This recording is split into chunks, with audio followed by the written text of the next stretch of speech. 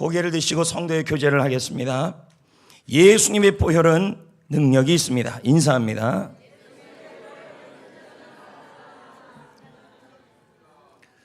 마틴 루터는 말합니다. 성경을 짜봐라. 그러면 피가 나올 것이다. 이것은 성경은 피의 책이라는 것입니다. 기독교는 피의 종교라는 의미입니다. 그 피는 예수님의 보혈인 것입니다.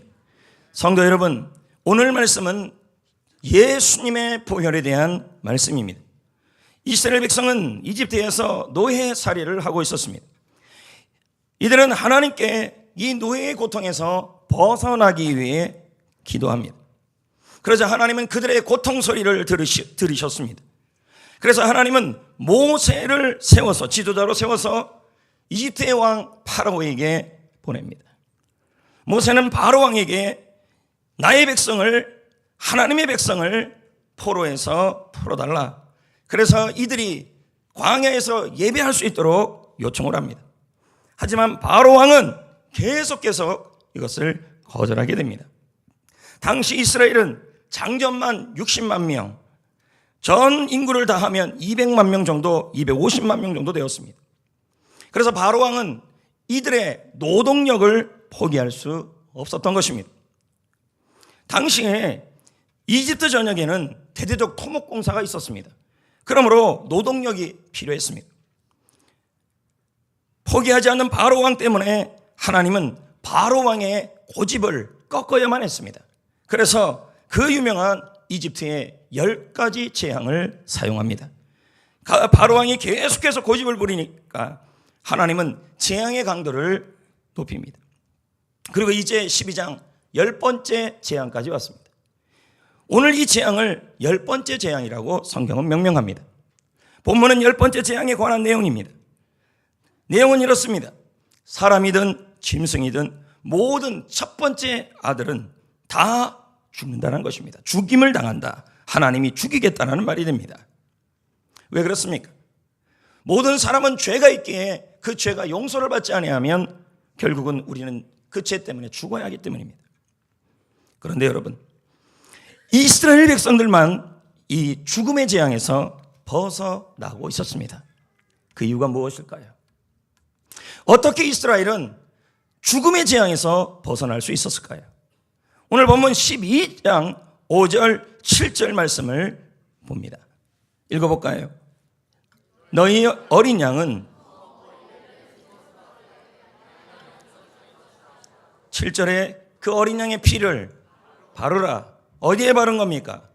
위에, 옆에, 세 곳에 바른 겁니다. 아래는 바른 게 아닙니다. 하나님은 특별히 이스라엘에게 특별한 명령을 내립니다. 어린 양을 잡아라. 그리고 그 피를 가지고 집에 문이 있는데 위와 옆에 바르라고 말씀하셨습니다. 그 어린 양은 흠이 없어야 했고 1년 되어야 한 수컷이었어야 했습니다. 근데 본문에 보면 염소도 된다라고 말했습니다. 왜 염소를 허락했을까요? 원래 대표는 어린 양인데요. 그 이유는 염소가 양보다 쌌기 때문에 가난한 사람들을 위한 배려였던 것입니다. 성도 여러분, 그런데 이 흠이 없는 어린 양이 뭘 의미하냐는 것입니까? 이 어린 양은 장차 오실 예수 그리스도를 예표하고 있었습니다. 왜 그렇습니까? 성경에서 예수님을 유월절 어린 양, 하나님의 어린 양이라고 말씀하고 있기 때문입니다. 누가요? 바로 세례 요한이 예수님을 보시면서 하신 말씀이 있습니다. 요한복음 1장 29절입니다. 읽어볼까요? 요한이 예수께서 자기에게 나오심을 보고 이르되 보라, 세상 죄를 지고 가는 하나님의 어린 양이다. 누가요? 예수님은 모든 사람의 죄를 대신한 어린 양이다. 그리고 예수님이 그 피를 흘리셨다는 것입니다. 그런데 출애굽기 12장에 나와 있던 그 어린 양이 나중에 오실 예수님에 대한 예표였다는 것입니다. 그리고 피를 흘리셨죠. 십자가에서요. 예수님이요. 여러분, 그런데 우리는 예수님의 피를 뭐라고 부릅니까? 보혈이라 부릅니다. 왜 보혈이라 부릅니까? 대체 이 보혈이라는 말이 뭐냐는 것입니다. 왜 보혈이라 부르냐는 것입니까? 저를 얼마나 사랑하는지 물이 찰찰찰 넘쳐서 들기만 해도 물이 흐릅니다. 사랑을 일로 표현하지 말아주시기를 부탁드리겠습니다. 적당하게 물 나셨으면 좋겠습니다. 예수의 피를 우리는 보혈이라고 합니다. 피는 피인데 보혈이라는 거죠. 왜 그렇습니까? 그 피의 이름이 보배로운 피이기 때문입니다. 자, 베드로전서 1장 29절은 설명합니다. 오직 흠없고 점없는 어린 양 같은 그리스도의 보배로운 피다. 그러니까 우리가 보혈은 뭐의 준말입니까? 결국은요, 보배로운 피다. 그럼 왜 예수님이 보배로운 피일까요? 왜 예수님의 피를 우리는 보혈이라 부르고 보배로운 피라고 부를까요? 보배라는 말은 그 가치가 있다라는 말입니다. 예수님의 피값이 너무 크기 때문에 그 피를 우리는 보혈이라고 부릅니다. 성도 여러분, 예수님의 보혈의 피값이 얼마나 될까요? 얼마나 되기에 그 피가 우리는 보배로운 피라고 설명하고 있을까요? 한번 계산해 볼까요? 예수님의 피값을요. 예수님의 피값을 계산해 보려면 이 양에 대한 이 가격을 조사해 보면 되는 것입니다. 솔로몬이 한 번에 양 1000마리를 제사로 드렸습니다. 이때 드린 양이 1000마리입니다. 열왕기상 8장에 보면 이스라엘 백성들을 위한 제물이 당시에 소가 22,000마리, 양이 12만 마리입니다. 이것도 특등품인 것입니다. 모든 제사에 희생된 양의 수를 다 계산할 수 없었던 것입니다. 그렇다면 여러분, 유월절이라는 건 뭡니까? 이스라엘 백성들이 어린 양을 드린 그 절기를 말합니다. 그 유월절에 희생된 양의 수만 계산해도 대충 한번 계산해 보자는 거죠. 매년 유월절마다 가족 수대로 가족수가 15명당 한 마리를 잡았습니다. 그러면 출애굽 당시의 인구수를 250만 명으로 계산한다면 양이 16만 마리가 유월절에 죽는 것입니다. 양 한 마리를 50만 원으로 계산한다면 이 가격이 굉장하게 많이 나오는 것입니다. 솔로몬 왕 때 인구는 600만 명이었습니다. 용인시가 100만이었다면 6배였습니다. 매년 매년마다 잡았던 양이 50만 마리입니다. 그러면 그 50만 마리에 50을 곱하는데 이건 가격이 기하급수적으로 늘어난다는 것입니다. 매년마다 어린 양을 드려야 합니다. 왜요? 그 어린 양이 나의 죄를 대신하여 죽어줘야 되기 때문에 매년마다 어린 양을 나의 죄를 대신하여 드렸다는 거죠.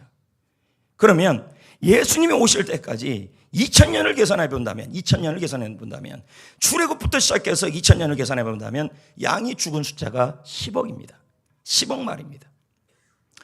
일부도 제가 느꼈지만 2부도 안 놀랍니다. 도무지 10억 마리가 양이 10억 마리에다가 50을 곱해보라는 게 대충 50만 원만 계산해도요, 이거는 가격이 산정이 안 됩니다. 그런데 여러분, 구약에 잡았던 이 수많은 양이 2000년까지 계산해도 10억 마리의 양들은 예수님의 어린 양의 보혈의 피의 그림자입니다. 그러므로 예수님의 피값은 수많은 어린 양의 피값보다 더 가치 있는 피가 될 거라는 것입니다. 히브리서 9장 12절의 말씀에 이렇게 말씀합니다. 읽어봅니다. 자, 여러분, 이제는 더 이상 하나님께서 과거에는 인간의 죄를 속하기 위해서, 사함받기 위해서 사람이 죽을 수 없어서 양을 대신해서 죽어서 피를 흘리게 했습니다. 그러나 예수님이 하나님의 어린 양이 되셨습니다. 그래서 예수님이 십자가에서 그의 피를 흘렸는데 이 피가 뭐냐면 반복적으로 흘릴 피가 아니라 영원한 속죄가 되었다는 말이에요. 그리고 단번에 성소에 들어가게 만들었단 말이에요. 이 말은 예수님께서 십자가에 흘린 피는 모든 죄를 영원히 해결하는 피라는 거예요. 양이 흘린 피, 어린 양의 피는 계속 반복적으로 해야 되지만 예수님의 피는 영원한 죄를 영원히 죄를 속해버렸다는 거예요. 그리고요, 반복할 필요도 없어요. 십자가에서 흘린 한 번이면 된다는 거예요. 더 이상 어린 양의 피를 흘려 반복적으로 죄 용서를 양을 들여서 구할 이유가 없게 된 겁니다. 그러니 여러분, 예수님의 피는 보배로운 피가 되고 보혈이 됩니다. 그리고 그 보혈에는 능력까지 있습니다. 여러분, 예수님의 보혈에는 어떤 능력이 있을까요? 죄를 용서하는 능력이 있습니다. 마태복음 26장 28절은 이렇게 말씀합니다. 읽어보겠습니다. 시작. 이것은 흘리는 바 나의 피라고 설명하고 있습니다. 예수님의 피는 능력이 있는데 죄를 사해주는 능력이 있다는 말이에요. 할렐루야. 예수님은 우리의 죄를, 우리의 모든 죄를 깨끗하게 용서하기 위해서 십자가에서 그의 보혈의 피를 저와 여러분을 위해서 흘려준 것입니다. 그리고 그 피가, 예수님의 피가 보혈의 피가 된 것, 보배로운 피가 된 것은 하나님의 아들의 피였기 때문입니다. 섹스피어의 4대 비극 중에 하나인 맥버드라는 소설이 있습니다. 맥버드는 왕이 되려고 덩컨 왕을 칼로 찔러 죽입니다. 그리고 자신이 왕이 됩니다. 하지만 죽은 덩컨 왕이 꿈에 나타나 매일 밤마다 그를 괴롭힙니다. 맥버드 왕은 잠을 못 이루면서 절규를 합니다. 오 아라비아 향수를 다 가지고 와도 내 손에 있는 이 죄를 씻을 수가 없구나. 이것을 파내버릴, 이 죄를 내 손에서 내 마음에서 파내버릴 그 망각죄는 이 세상에 없는가. 성도 여러분, 저와 여러분의 이 죄를, 과거 현재 미래에 지을 죄, 그리고 우리 속에 있는 이 죄성을 해결할 세상에 그 어떤 것도 우리의 죄를 씻을 만한 것이 없다라는 것입니다. 그러나 오늘 성경 말씀은 말하기를 오직 십자가의 보혈만이 저와 여러분의 과거 현재 모든 미래의 죄까지도 영원히 속죄할 수 있다고 지금 설명합니다. 능력이 있다는 거예요. 예수의 피가요, 얼마나 귀한 피입니까? 왜 우리의 죄가 다 씻겨져야 됩니까? 우리 스스로가 우리 죄를 속할 수 없어서 어린 양을 대신하여 십자가에서 우리 죄를 다 지게 했다는 거죠. 그리고 그 피를 흘리게 했습니다. 우리의 죄가 깨끗이 씻겨나지 아니하면 안 됩니다. 왜요? 죄가 씻기지 않으면 세 가지 일이 일어납니다. 첫째, 저주를 받습니다. 창세기 3장 17절, 아담과 하와가 죄를 짓고 나서 받은 게 뭐예요? 저주입니다. 둘째, 하나님의 진노를 받아요. 하나님은 죄가 있으면 진노하십니다. 예레미야 7장 19절, 그들이 나를 경노케 하였다. 이 말이 뭘까요? 죄 때문에 경노했다는 말이에요. 셋째, 재앙을 받습니다. 로마서 6장 23절, 죄의 삭은 사망이라. 죄의 삭은 사망이라. 이것은 재앙을 받고 지옥불에 떨어진다는 말이 되는 겁니다. 죄의 결과는. 그런데 여러분, 죄가 속해지면 저주를 받을 필요도 없고 하나님께서 진노할 필요도 없고 재앙이나 지옥에 갈 이유도 없다라는 말입니다. 그런데 예수님의 보혈이 저와 여러분의 죄를 모두 속해버렸다고 말하고 있는 것입니다. 그러면 죄의 결과인 저주도 막아버리고 재앙도 차단되고 진노도 오지 못하고 지옥도 막아버리게 된 것입니다. 왜요? 예수님의 보혈이 저와 여러분의 모든 죄를 예수를 믿을 때 깨끗하게 씻었기 때문입니다. 죄의 결과도 해결된 겁니다.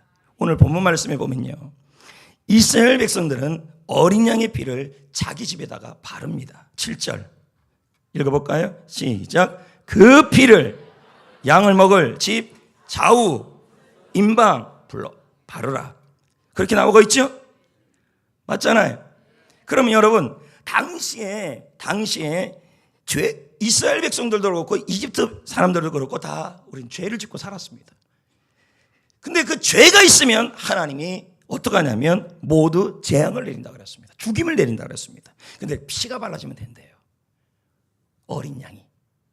그 양이 그 사람들을 대신하여 죄를 진 것입니다. 그러니까 그 피가 발라지면 된다는 거예요. 그때 13절, 어린 양의 피를 하나님이 볼 때 어떻게 하신다는 거예요?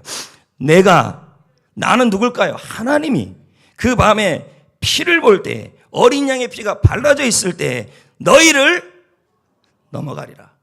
패스. 피가 발라져 있고 피가 발라져 있는 집은 하나님이 지나가 버린다는 말이에요. 그 사람이 죄가 없어서가 아니라 피가 있기 때문에 지나간다는 말이에요. 피 때문에 지나간다는 말이에요. 그러니까 뭐가 안 내려요? 죄의 결과, 재앙이 내리지 않는다고. 안 나옵니까? 여러분, 이집트 사람도 죄인이죠? 이스라엘 백성들도 죄인이죠? 그럼 죄의 결과는 뭡니까? 진노와, 하나님의 진노와 재앙과 저주입니다. 하지만 어린 양이 그들의 죄를 대신하여 죽어야 될 사람이 죽을 수 없으니 양이 대신하여 대속한 겁니다. 양을 값을 주고 사서 우리를 대신하여 이스라엘 백성들을 대신하여 죽었기 때문에 그 피는 대속의 피가 됐고 보혈의 피가 되었고 죄를 속하는 피가 되어버린 것입니다. 여전히 이스라엘 백성들은 죄성도 있고 잘못을 합니다. 그러나 피가 발라져 있는 집안에만 있으면 패스오버 6월절입니다. 6월 지나가 버린다는 말이에요. 누가요? 하나님이 피가 있기 때문에 보혈이 있기 때문에 그 속에 있는 사람들을 그 사람들에게 죄나 재앙이나 진노 이 모든 것을 하나님이 있음에도 그 피가 대신했기 때문에 패스한다는 얘기예요. 저는 한번 생각해 봤어요. 당시에 이스라엘 백성들 중에서 이런 사람이 있었을 거예요. 뭐 피 바른다고 낫겠어요 하다가 엄마한테 끌려 들어가서 그 집에 들어가는 애도 있을 거예요. 아닌가요? 그럴 수 있을 거예요. 그 어떤 사람은 뭐 피 바른다고 뭐 내가 안 죽지 않지 않습니까 하면서 그런데 벌벌 떠면서 발 한 짝을 댔는데 누가 밀어서 쑥 들어간 사람도 있었을 거예요. 뭔 말인지 알겠어요? 뭔 말인지요? 어떻게 됐든 간에 그 집 안에 피가 발려져 있는 집 안에만 있으면 패스 오버였다는 거죠. 하나님이 지나갔어요. 진노가 지나가고 재앙이 지나가고 그리고 저주가 지나가 버린다는 말이에요. 뭐 때문에요? 그 사람 때문이 아니라 그 양의 피 때문이에요. 그 양이 뭐 했는데 그 속에 있는 사람을 대신하여 죄를 지고 죽었기 때문이에요. 성도 여러분, 우리에게는 예수의 보혈이 있습니다. 예수 그리스도를 믿을 때 보혈이 여러분에게 있습니다.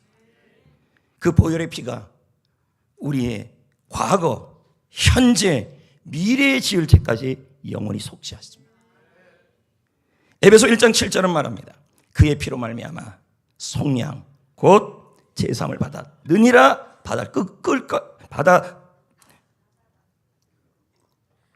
속량 곧 제사함을 받았느니라. 과거형이에요.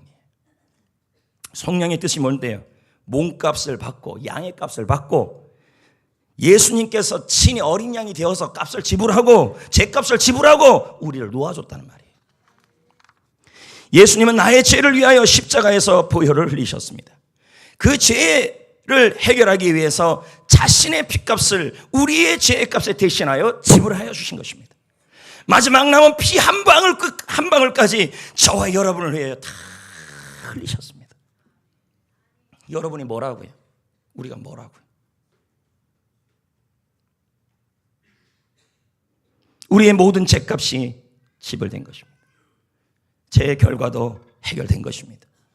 그래서 내 인생에 흐르는 저주, 내 삶에 향한 하나님의 진노, 내 가정에 흐르는 재앙, 죄의 결과 그 피 때문에 오지 않게 되었던 것입니다. 제가 아까 그랬잖아요. 예수님의 보혈은 제사함의 능력이 있다. 과거, 현재, 미래의 죄까지. 왜요? 우리가 하나님을 믿게 되면 하나님의 자녀가 됩니다. 자녀가 되었으면 과거에 지은 죄, 현재에 지은 죄, 앞으로 지을 죄도 내 자녀이기에 이미 부모는 용서할 마음이 꽉 차 있는 것입니다. 이걸 뭐라 영원한 속죄라는 것입니다. 저는 한번 생각해 봤습니다.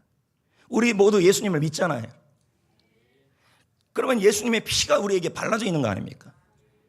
근데 우리는 발라져 있음에도 불구하고 얼마나 많은 잘못들을 하고 삽니까? 그렇다 치고요. 그러다가 이제 죽었어요. 그리고는 하나님의 신보자 심판 앞에 서게 됩니다. 이건 뭐예요? 구원 심판입니다. 그때 하나님께서 딱 보시고 우리의 살아갔던 삶을 보는 게 아니라, 그렇다고 대놓고 막 살라는 말이 아니에요. 삶을 보는 게 아니라 보혈의 피가 발라지는 걸 봅니다. 그리고 말합니다. 패스. 지나가. 지옥 아니야. 패스. 이렇게 말씀하십니다. 여러분이 한 게 아니라 예수님이 조건 없이 그렇게 해주신 것입니다. 그래서 은혜예요.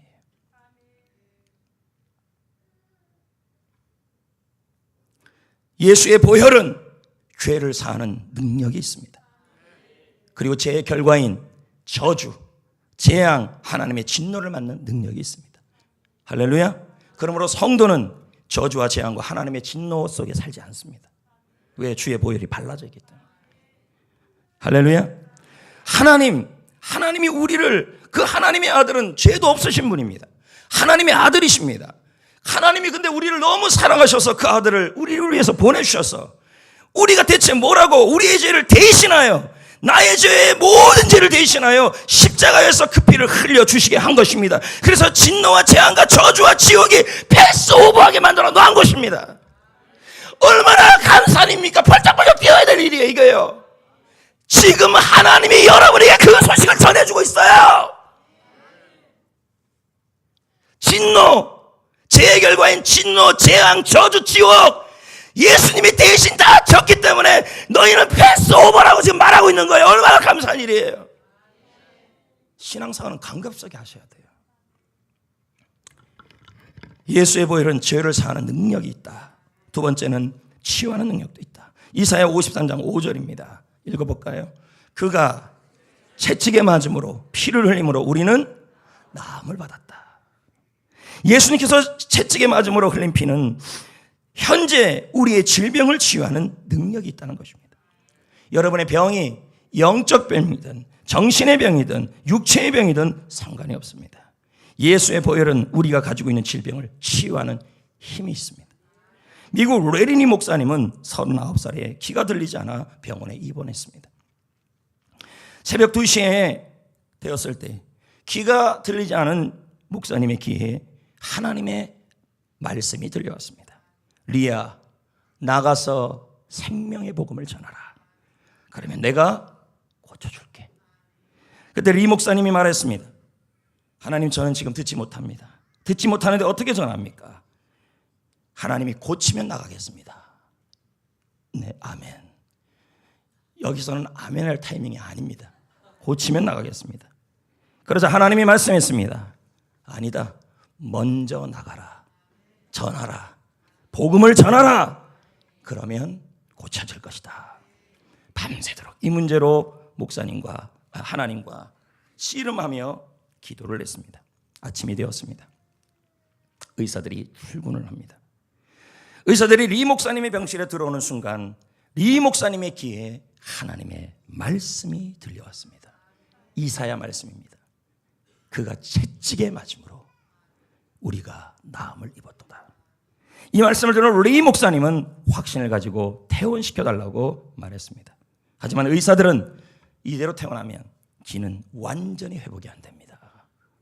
말했습니다. 이 목사님은 단호하게 퇴원을 고집했습니다. 그는 곧장 병원에 나가서 공원으로 갑니다. 그리고 그 자리에서 비전을 전하고 복음을 전하고 생명의 복음을 선포했습니다.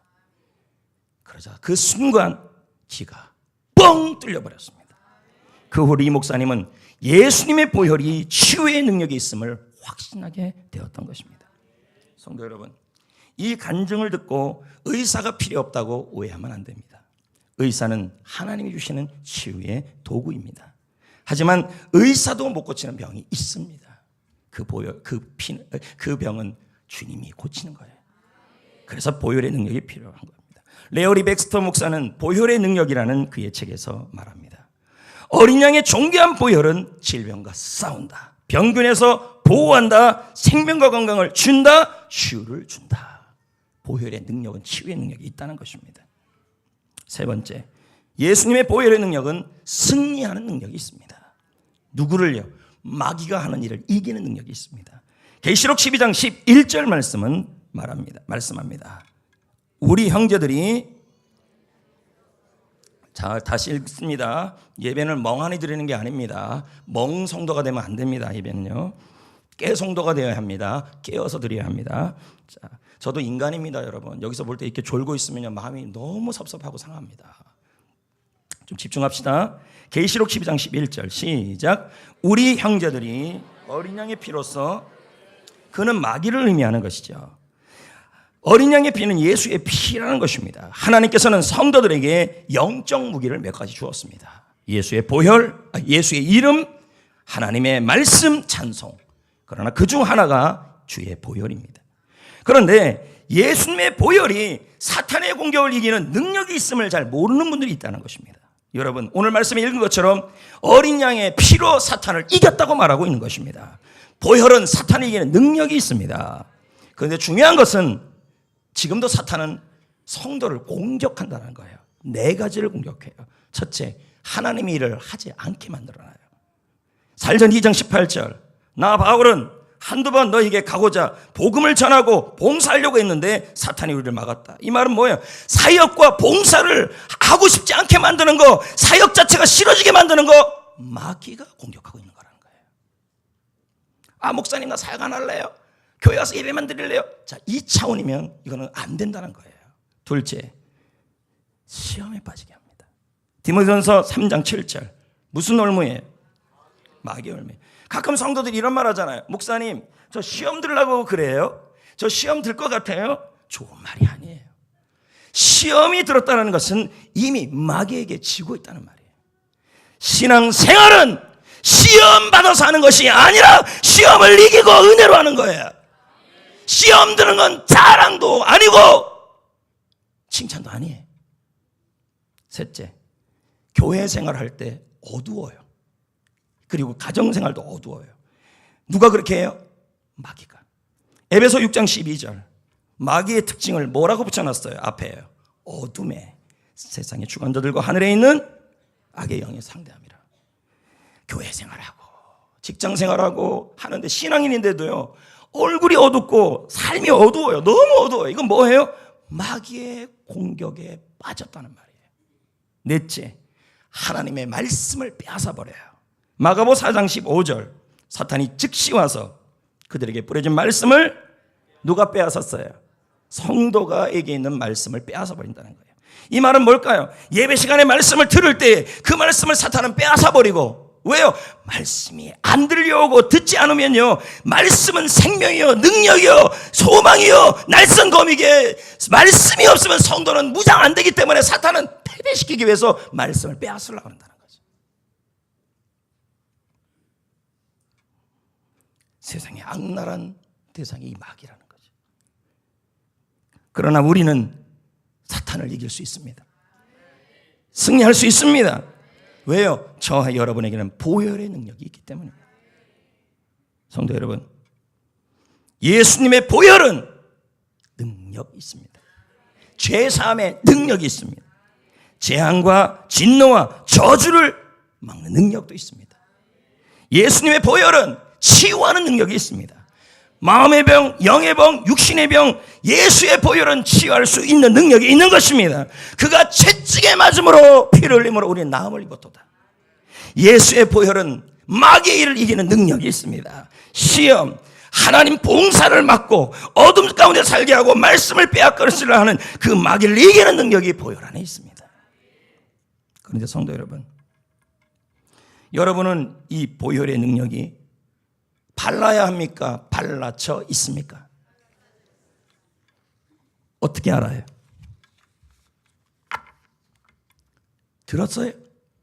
한상을 봤나요? 다시 질문합니다. 이거 진짜 중요한 거예요.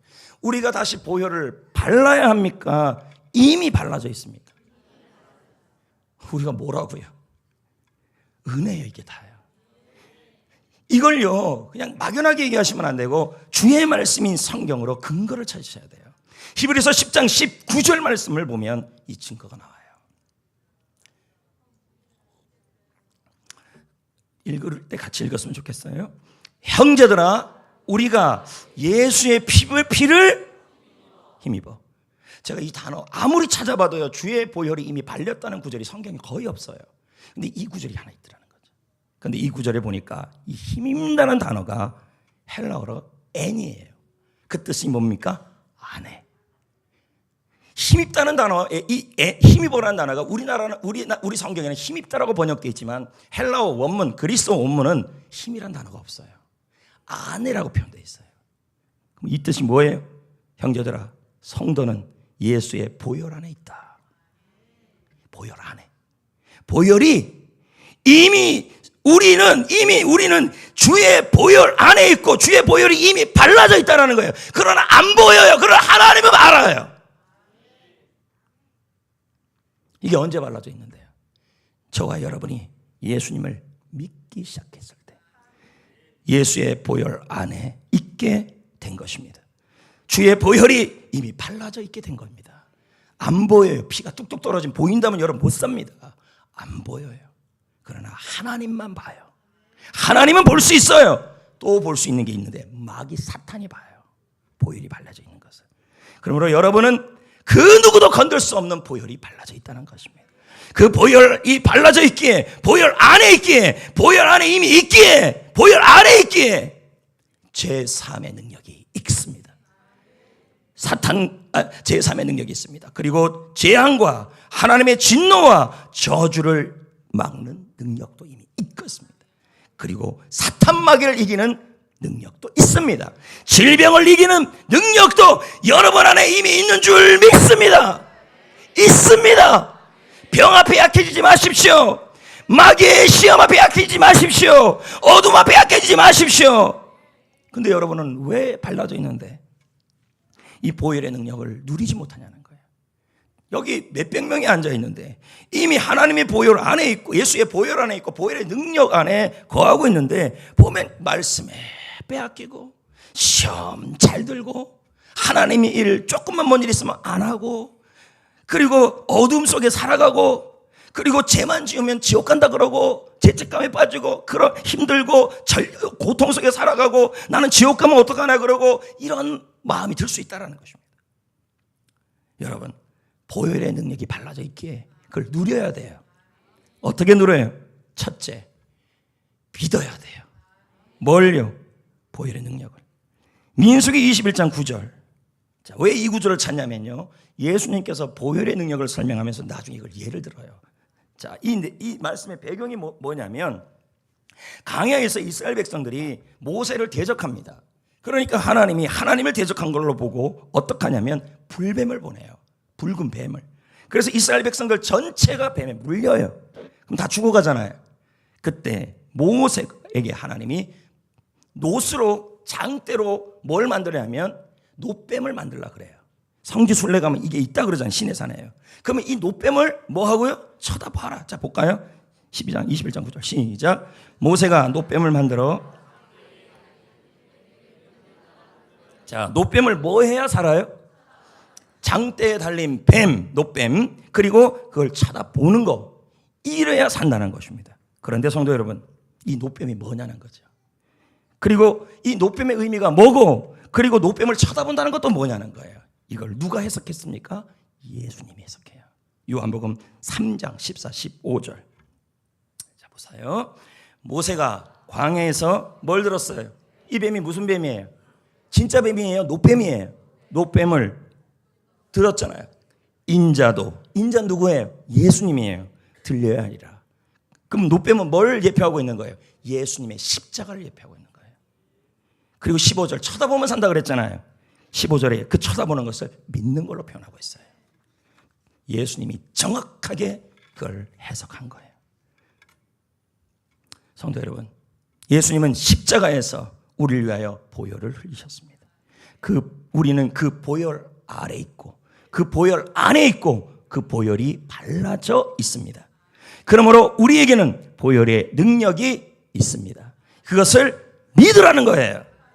믿어야 합니다. 그래야 보혈의 능력이 나타나요. 왜 얼굴이 어둡고 삶이 어둡고 맨날 우리가 사탄에게 지고 질병 가운데 있으면서도 그렇게 약해질 수밖에 없냐? 그것은 보혈의 능력이 발라져 있는 것을 매 순간마다 확신하지 못하기 때문이라는 거예요.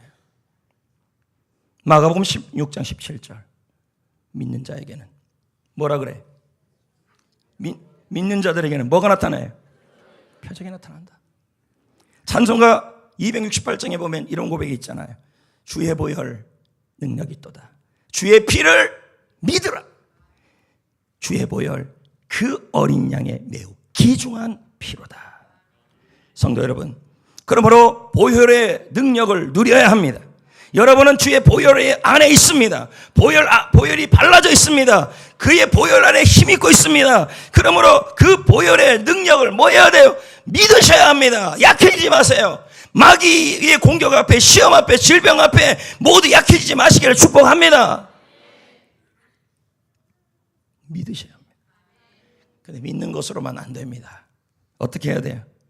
믿는서 끝나는 게 아니라 선포해야 돼요. 보혈의 능력을. 7절. 그 피를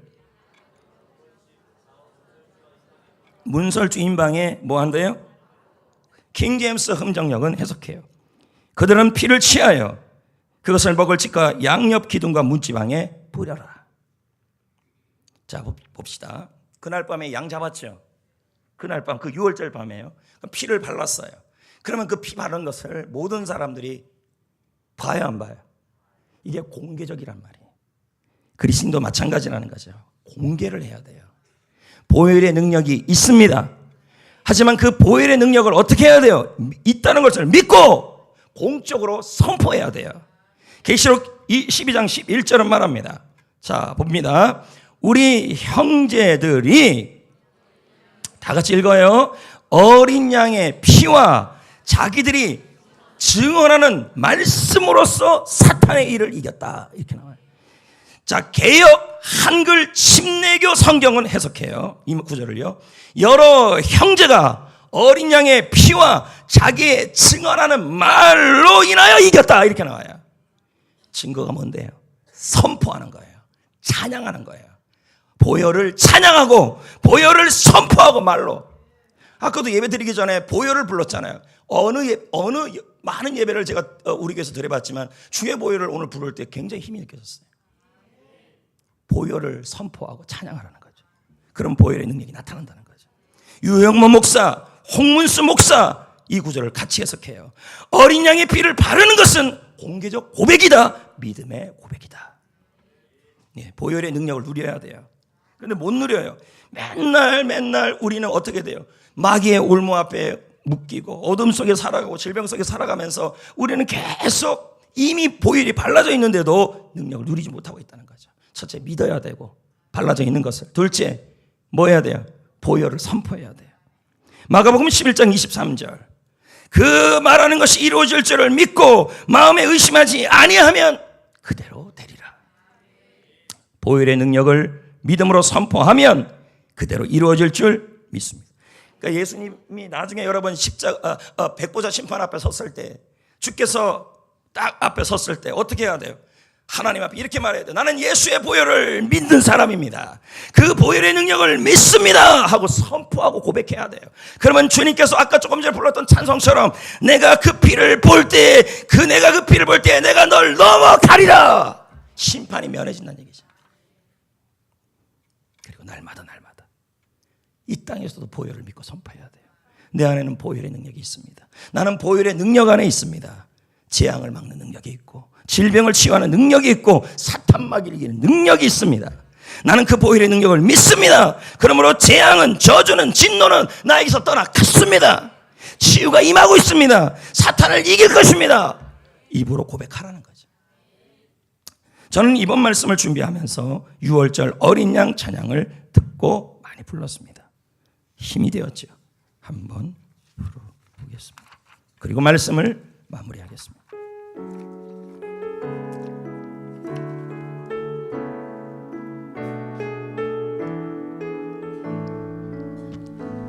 (6월절) 어린 양의 피로 나의 삶의 문이 열렸네.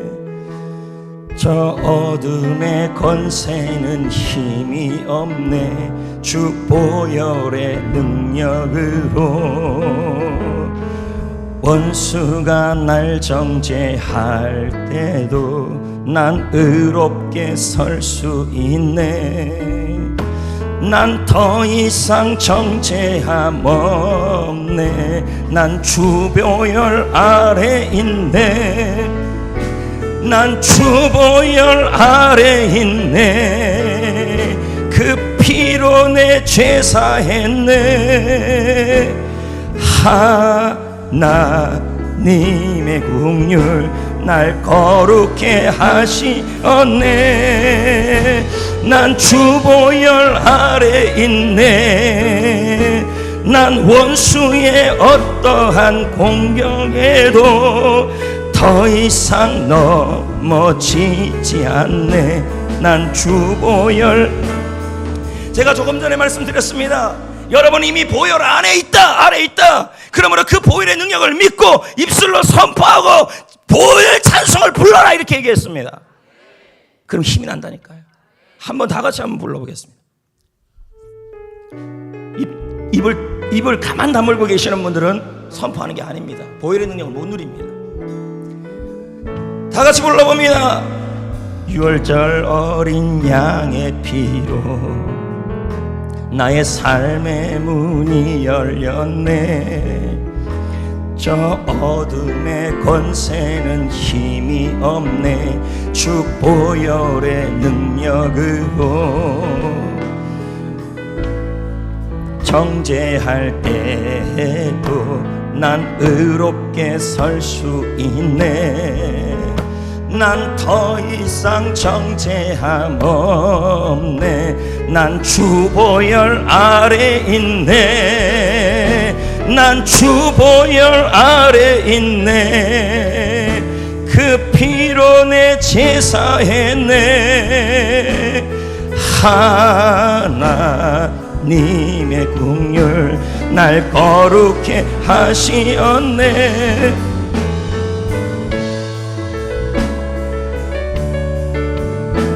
원수의 어떠한 공격에도 더 이상 넘어지지 않네. 주 보혈 아래 있네. 아멘. 이제 말씀을 맺겠습니다. 이번 주는 고난주간이 시작됩니다. 오늘을 기점으로 예수님께서 예루살렘의 어린 나귀를 타고 들어오시며 많은 사람들이 예수님이 어린 하나님의 메시아인 줄 알고 호산나를 외치는 그날이 종료주일이었습니다. 오늘부터 시작하여 월, 화, 수, 목까지 4일을 예수님은 십자가를 지기 위해 집중하며 걸어가셨습니다. 그걸 우리는 고난주간이라고 표현합니다. 그리고 목요일날 제자들과 함께 마지막 제자들과 이별의 만찬을 합니다. 그리고 금요일날 저와 여러분을 위하여 나의 죄, 과거의 죄, 현재의 죄, 미래의 지을 죄까지 그 죄성까지 모두 속해주기 위해서 십자가에서 어린 양이 되어주셨습니다. 그리고 나의 죄를 속해주셨습니다. 도대체 내가 뭐라고요? 그 하나님의 아들이 죄 없는 그분이 나를 사랑하셔서 이 땅에 오셔서 십자가에서 죽으시고 피를 흘려주셨어요. 그러므로 우리는 감격적 신앙생활을 해야 합니다.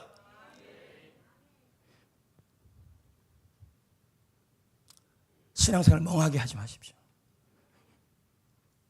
도대체 내가 뭐라고, 우리가 뭐라고요 도대체. 단지 하나님이 사랑하는 형상을 닮은 하나님의 자녀이기 때문에 그렇게 한 거예요. 이대로 여러분 예수 안 믿고 왔으면 다 지옥 다 떨어져야 될 사람들이. 얼마나 감사한 일인지 아십니까?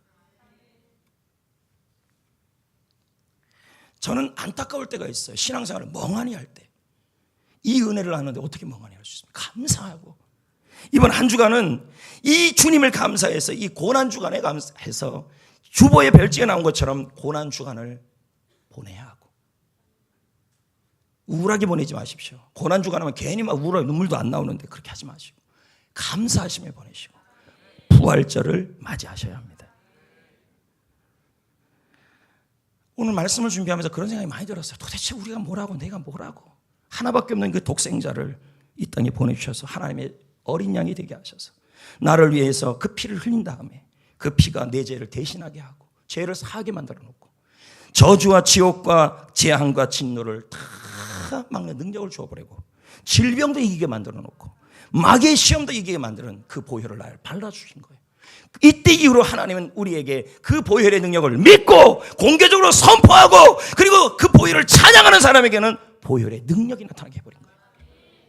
죽음 앞에서도 십자가 앞에서도 주님의 보좌 앞에서도 이 보혈 때문에 우리는 다 패스가 돼요. 얼마나 감사한 일입니까? 그래서 부활절을 준비하고 이 고난주간을 보내는 겁니다. 예수의 보혈은 능력이 있습니다. 죄를 사하는 능력이 있습니다. 죄의 결과인 재앙, 저주, 하나님의 진노 막는 능력이 있습니다. 우리의 현재의 질병을 치유하는 능력도 있습니다. 마귀의 시험, 올무, 그리고 마귀가 주는 어두움, 그리고 마귀가 말씀을 빼앗기고 하나님의 일을 막는 그 모든 것도 이기는 능력이 보혈 안에 있습니다. 여러분은 이 보혈 아래 있고 보혈 안에 있습니다. 이미 그렇게 되어 있습니다. 그러므로 누려야 합니다. 누리고 삽시다. 어떻게 해요? 믿읍시다. 보혈의 능력을 믿고 보혈의 능력을 날마다 선포하고 나에게는 치유하는 보혈의 능력이 있다 선포하면서 질병과 싸우셔야 합니다. 그리고 보혈을 찬송하셔야 하고 신앙생활을 너무 감사해서 사셔야 합니다. 여러분, 다음 주가 부활주일입니다. 예수님이 부활한 것이 명확하다면 내가 믿는 믿음도 내가 믿는 복음도 다 헛것이 아닙니다. 천국도 사실입니다. 그 증거를 다음 주에 대드릴 겁니다. 부활이 확실하게 진짜 사실이고 그러면 예수님은 하나님의 아들이고 성경에 나와 있는 모든 성경도 다 사실이에요. 그렇다면 무서워지는 거예요. 정신 바짝 차리셔야 돼요. 신앙생활에. 천국도 사실이고 지옥도 다 사실이에요. 그 능력을 믿고 사시기를 축복합니다.